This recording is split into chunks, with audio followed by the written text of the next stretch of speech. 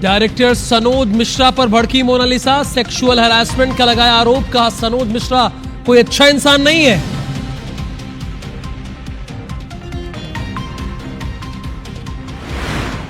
दिग्विजय सिंह के अयोध्या जाने पर सियासत, बीजेपी के बयान पर कांग्रेस ने किया पलटवार। सीधी में बीमारी से दर्जनों गौवंशों की मौत, पीड़ित गौवंशों का इलाज जारी, बिना भूसे पानी के मवेशियों का किया गया था कैद। ग्वालियर में साइड नहीं देने से बदमाशों ने की फायरिंग, मंदिर से दर्शन कर लौट रही महिला कुमारी गोली, अज्ञात बदमाशों के खिलाफ केस दर्ज। सीधी में अवैध संबंध के शक में पत्नी की पीट कर हत्या, पुलिस ने आरोपी पति को किया गिरफ्तार, जांच जारी। मध्य प्रदेश बोर्ड 5वीं और 8वीं का रिजल्ट जारी, 5वीं का 95%, 8वीं का 94% रहा रिजल्ट। टॉप 10 जिलों में नरसिंहपुर नंबर 1।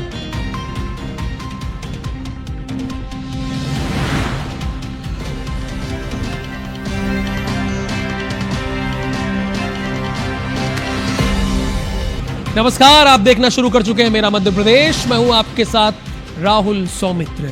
कांग्रेस के एक वरिष्ठ नेता हैं, गाहे बगाहे वो खबरों में आ ही जाते हैं। दिग्विजय सिंह 26 मार्च को रामनवमी के अवसर पर रामलला के दर्शन करने वो अयोध्या जाएंगे। भव्य राम मंदिर बनने के बाद दिग्विजय सिंह का ये पहला दौरा है। दिग्विजय सिंह राम मंदिर के मुद्दे पर हिंदूवादी संगठनों के निशाने पर रहे हैं। उन पर श्रीराम विरोधी व सनातन विरोधी होने के आरोप लगते रहे। हालांकि दिग्विजय सिंह ने ऐसे आरोपों को हमेशा नकारा है। बीजेपी विधायक रामेश्वर शर्मा ने कहा है कि प्राण प्रतिष्ठा के वक्त कांग्रेस को निमंत्रण था, लेकिन उस वक्त दिग्विजय सिंह को लगता था कि दर्शन किए तो राज्यसभा नहीं मिलेगी। अब दिग्विजय सिंह को समझ आ गया है कि राज्यसभा नहीं भेजेंगे तो राम मंदिर के दर्शन करने जा रहे हैं।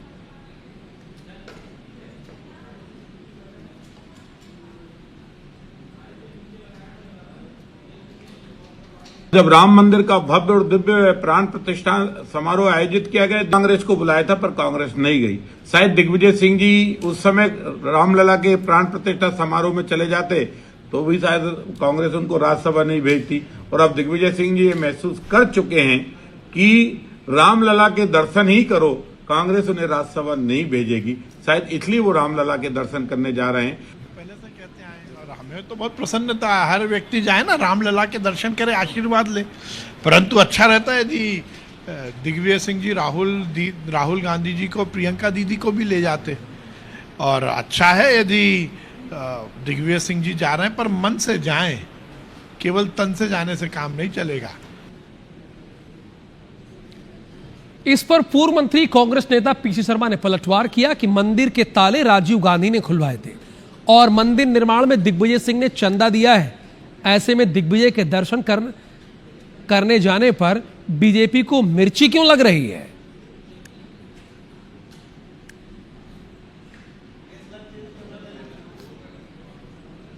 राम मंदिर अयोध्या दर्शन करने जा रहे हैं दिग्विजय सिंह जी। ये तो इनका पारंपरिक वो है। इनके राघोगढ़ में राघोजी महाराज भगवान राम का दूसरा रूप है, उसका मंदिर है जहाँ रोज वहाँ जोत जल रही है, रोज पूजा होती है। ये तो ये बोलते हैं कि राम को ही लाए, ये राम सारी दुनिया को लाए। जो ऐसा अपमान करते हैं भगवान राम का, कोई इन पे चलेंगे क्या?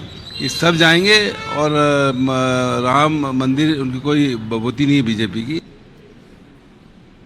मध्य प्रदेश में 5वीं और 8वीं का रिजल्ट आज जारी कर दिया गया। बल्लभ भवन में आयोजित कार्यक्रम में स्कूल शिक्षा मंत्री उदय प्रताप सिंह ने परीक्षा परिणाम घोषित किए। उन्होंने बताया कि प्रदेश में कक्षा 5वीं का कुल परीक्षा परिणाम 95% से ज्यादा रहा और कक्षा 8वीं का 93.83 रहा।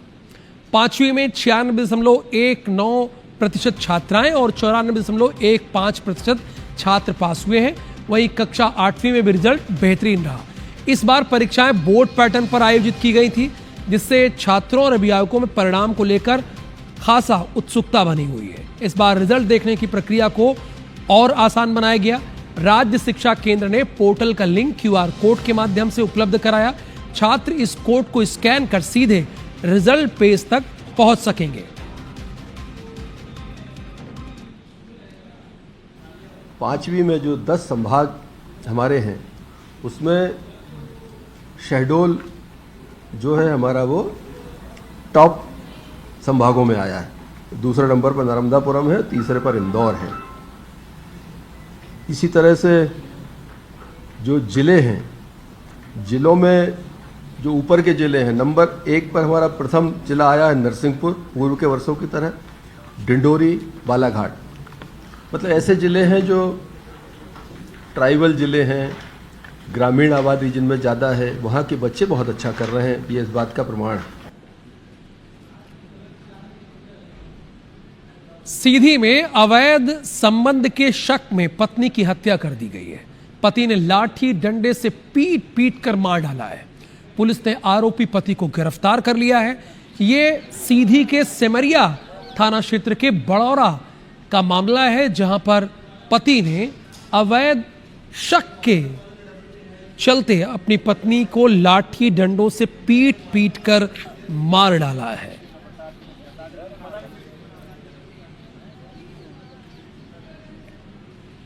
मध्य प्रदेश के मुख्यमंत्री डॉक्टर मोहन यादव आज 61 साल के हो गए हैं।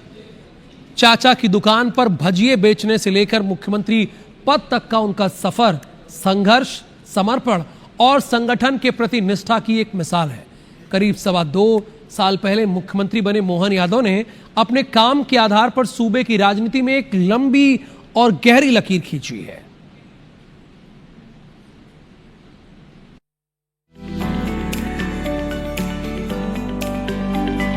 एमपी के मुख्यमंत्री डॉक्टर मोहन यादव का जन्मदिन पूरे प्रदेश भर में बड़े उत्साह के साथ मनाया जा रहा है। मोहन यादव ने एक सामान्य कार्यकर्ता से लेकर मुख्यमंत्री तक का सफर तय किया। एक नजर मोहन यादव के राजनीतिक सफर पर। 1997 में भाजयुमो प्रदेश समिति में जगह मिली। 2004 में उज्जैन विकास प्राधिकरण के अध्यक्ष बने। 2013 में पहली बार विधायक उज्जैन दक्षिण से बने। 2020 में शिवराज सिंह चौहान सरकार में उच्च शिक्षा मंत्री बने। 2023 में मध्य प्रदेश के मुख्यमंत्री बने। विधायक से मंत्री और फिर सीएम बनने का सफर आसान नहीं था, लेकिन सीएम डॉक्टर मोहन यादव ने हर चुनौती को अवसर में बदला। उनकी धार्मिक आस्था और अनुशासन उनकी कार्यशैली की पहचान बनी। चाहे नवरात्र हो, एकादशी हो, प्रदोष, वे नियमित व्रत और पूजा के लिए भी जाने जाते हैं। उनकी एक अलग मिसाल तब भी देखने को मिली जब उन्होंने अपने बेटे की शादी उज्जैन में एक सामूहिक समारोह में संपन्न कराया, जहां समाज, साधु संत और प्रशासनिक अधिकारी सभी शामिल हुए। उनके नेतृत्व में काम करते हुए मैंने जिस प्रकार से इन 2.5 वर्षों में उनके हर व्यक्तित्व के पहलुओं को देखा है, बहुत नज़दीक से देखा। मैं ये कह सकती हूँ कि मध्य प्रदेश के विकास के प्रति जो जुनून, जो जज्बा उनके अंदर है, वो अद्भुत है। मुख्यमंत्री बनने के बाद उन्होंने आस्था से अर्थव्यवस्था के मॉडल पर जोर दिया। उनके नेतृत्व में उज्जैन के श्री महाकाल लोक की तर्ज पर राज्य के 13 से भी ज्यादा अन्य तीर्थ स्थलों पर धार्मिक गलियारे विकसित किए जा रहे हैं। मंदसौर के श्री पशुपतिनाथ लोक के साथ ओरछा में श्री राम राजा लोक के दूसरे चरण का शिलान्यास और श्री राम वन गमन पथ का विकास भी किया जा रहा है। उनके नेतृत्व में धार्मिक पर्यटन का विस्तार भी बड़ी तेजी से हो रहा है। बहुत सुव्यवस्थित तरीके से मध्य प्रदेश में विकास के नए आयाम स्थापित किए हैं। उनके नेतृत्व में लगातार मध्य प्रदेश विकास के पथ पर आगे बढ़ रहा है। उन्होंने सार्वजनिक कार्यकर्ता के रूप में, भारतीय जनता पार्टी के नेता के रूप में, विधायक, मंत्री और मुख्यमंत्री के रूप में अपना सफल कार्यकाल किया है। साल 2024 में एमपी में प्रशासनिक शक्ति, औद्योगिक निवेश और महिला किसान सशक्तिकरण पर केंद्रित कई बड़े फैसले उन्होंने लिए। सीएम डॉक्टर मोहन यादव ने साल 2024 को गौ संरक्षण वर्ष घोषित किया और 10 से अधिक गायों के रखरखाव के लिए अनुदान देने का फैसला लिया। इसके अलावा भावांतर योजना, प्राकृतिक खेती के विस्तार को मंजूरी दी। उन्होंने राजस्व मामलों को पारदर्शी बनाने के लिए जनवरी 2024 से राज्य के सभी 55 जिलों में साइबर तहसील प्रणाली लागू करने का फैसला लिया। आगे आने वाले समय में हमारा प्रदेश शक्तिशाली भारत का हिस्सा बने और उस महत्वपूर्ण जो एक संकल्प है प्रधानमंत्री जी का समृद्धशाली भारत का, उस संकल्प को पूरा करने में माननीय अपना योगदान दे, ऐसी प्रभु से प्रार्थना है। सीएम डॉक्टर मोहन यादव ने साल 2025 में प्रदेश के विकास, औद्योगिक निवेश और युवाओं के भविष्य को लेकर कई महत्वपूर्ण फैसले लिए। 2025 को उद्योग वर्ष घोषित कर निवेश को बढ़ावा देने का फैसला लिया। फरवरी 2025 में आयोजित ग्लोबल इन्वेस्टर समिट से पहले कैबिनेट ने राज्य की अर्थव्यवस्था को गति देने के लिए 10 से अधिक नीतियों को मंजूरी दी। नई नीतियों में बदलाव का असर GIS में देखने को मिला। रीजनल इंडस्ट्री कॉन्क्लेव से भी प्रदेश को निवेश मिला। इतना ही नहीं, मुख्यमंत्री की दूसरे राज्यों और विदेश यात्रा से भी बड़ा निवेश मिला। हमारे बीच ऐसे सबसे अच्छा संबंध माना जाता रोटी बेटी का संबंध, रोटी पानी का संबंध। तो दाल बाटी तो साथ में होती थी, पानी का और आनंद आ गया पार्वती काली सिंह चंबल के साथ, तो संबंध पक्का ही हुआ है। राजस्थान और मध्य प्रदेश तो जुड़वा भाई की तरह है, ये परमात्मा की कृपा है। संघर्ष से सफलता तक का ये सफर धर्म, संस्कृति और विकास के संतुलन के साथ मध्य प्रदेश को नई दिशा दे रहा है। मुख्यमंत्री डॉक्टर मोहन यादव का नेतृत्व प्रदेश की पहचान बन चुका है।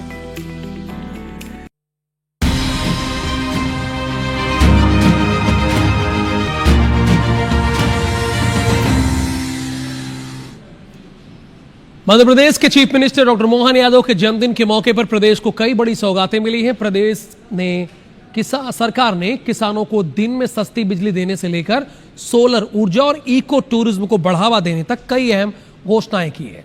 मुख्यमंत्री डॉक्टर मोहन यादव ने बताया कि सरकार 4000 मेगावाट सोलर ऊर्जा के लिए EPA करने की दिशा में काम कर रही है। इसका मकसद किसानों को दिन में बिजली उपलब्ध कराना, लाइन लॉस कम करना और करीब 1200 करोड़ रुपए की बचत करना। सीएम ने अपने निवास पर एक स्थायी ग्रीन डोम के निर्माण का भूमि पूजन भी किया है। इससे बार बार टेम्पररी डोम लगाने के खर्च से राहत मिलेगी। ये डोम आधुनिक सुविधाओं से लैस होगा और पर्यावरण के लिए अनुकूल बनाया जाएगा।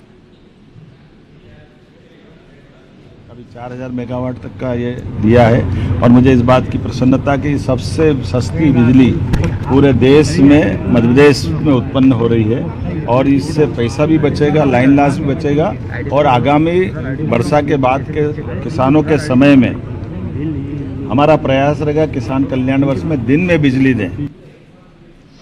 सीएम के जन्मदिन के अवसर पर उज्जैन के महामंगल आंगरेश्वर महादेव मंदिर में विशेष धार्मिक अनुष्ठान और पूजन किया गया।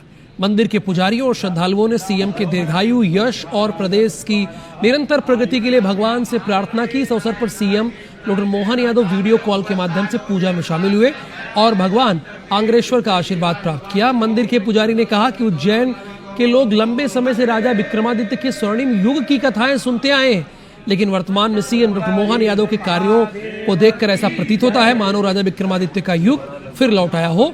वहीं सीएम के बचपन के मित्र रवि सोलंकी ने बताया कि सीएम का इस स्थान से विशेष जुड़ाव रहा है।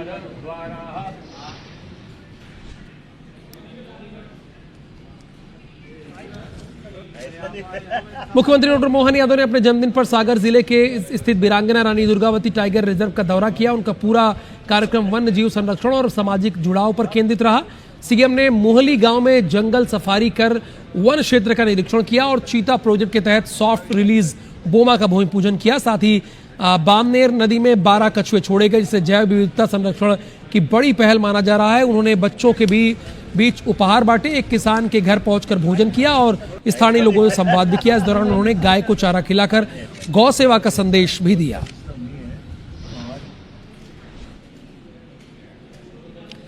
मुख्यमंत्री के जन्मदिन पर बहनों की पाती भैया के नाम पहल के तहत बड़ी संख्या में लाडली बहनें सीएम हाउस पहुंची। इस दौरान बहनों ने पत्रों के माध्यम से अपने भाव, सुझाव और विश्वास व्यक्त किए। मुख्यमंत्री ने तो इसे एक आत्मीय पहल बताते हुए कहा कि बहनों का स्नेह और आशीर्वाद लगातार मिल रहा है। उन्होंने जल्द ही मुख्यमंत्री निवास में बहनों के साथ संवाद के लिए विशेष पंचायत आयोजित करने की घोषणा की। सीएम ने महिलाओं की सुरक्षा के लिए जीरो टॉलरेंस नीति पर जोर देते हुए कहा कि अब महिलाएं उद्योगों से भी नेतृत्व कर रही हैं। साथ ही उन्होंने सरकारी योजनाओं का अधिक से अधिक लाभ उठाने और उन्हें प्रचारित करने की अपील की। बहनों का स्नेह आशीर्वाद हमारी सरकार के गठन के बाद ही इस प्रकार से मिला है। पूरे देश के लिए मध्य प्रदेश सबसे आकर्षक प्रदेश इस माध्यम से है और अब तो और आनंद आ रहा है जब हमारे लिए आज जन्मदिन भले ही मेरा हो, लेकिन वास्तव में बहनों के आशीर्वाद का दिन है। मैं दोनों हाथ जोड़ के बहनों को प्रणाम करता हूँ, अभिनंदन करता हूँ और आप सबका आशीर्वाद स्नेह इसी प्रकार से मिलता रहे। मेरी अपनी ओर से बहनों को प्रणाम। एक अलग से अपनी बहनों की पंचायत बुलाएंगे जिसमें विस्तार से और बात होगी।